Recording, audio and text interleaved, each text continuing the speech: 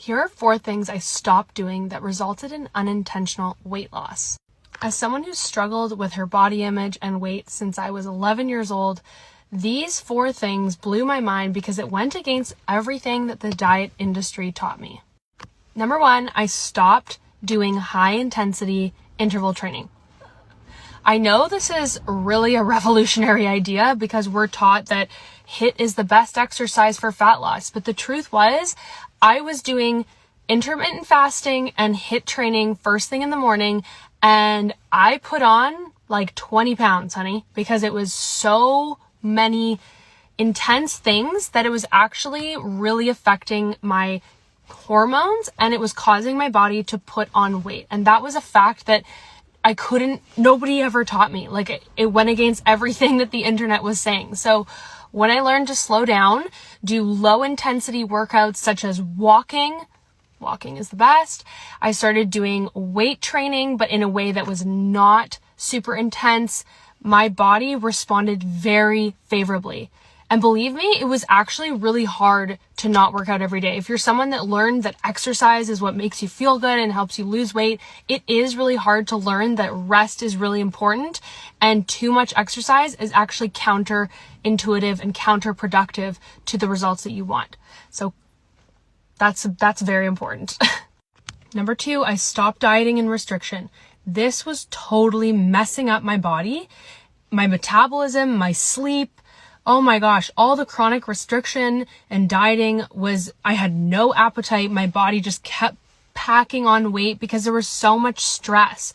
I learned instead to heal my mindset around foods, heal the foods I was afraid to eat, aka carbohydrates, thinking it would make my body gain weight, which was not true. I learned how to eat full meals and I learned to prioritize nourishing my body because I knew this restriction thing just wasn't working. So I urge you, if you're a person who's chronically dieting, to wake up and realize that less than 2% of people who ever go on a diet actually keep the weight off. Your body is not designed to restrict. It was causing me to binge eat all the time. It was not good. So stopping the diet, stopping the rules and restriction was one of the best things I ever did.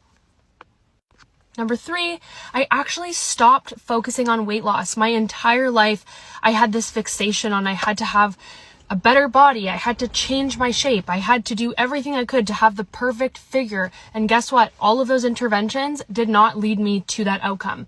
The more I obsessed about my body, the further away I got from a healthy relationship with my body. And even when I had a body that I thought was my ideal shape, I still wasn't happy because all that mental crap was keeping me miserable. And when I let go of this attachment to losing weight, the irony was my body released the stress that I was carrying and just came back to my natural way of being, which happened to be in a thinner body. We have to realize that this obsession about weight loss actually keeps us stuck. And that will lead me into point number 4.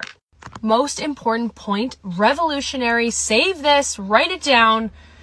When we have emotional pain about our body, meaning like all the stressful thoughts that we carry about our body, I'm not good enough, I don't like the way my body looks, I just need to lose weight, I feel insecure, all of that emotional pain we carry about our body affects our physical weight.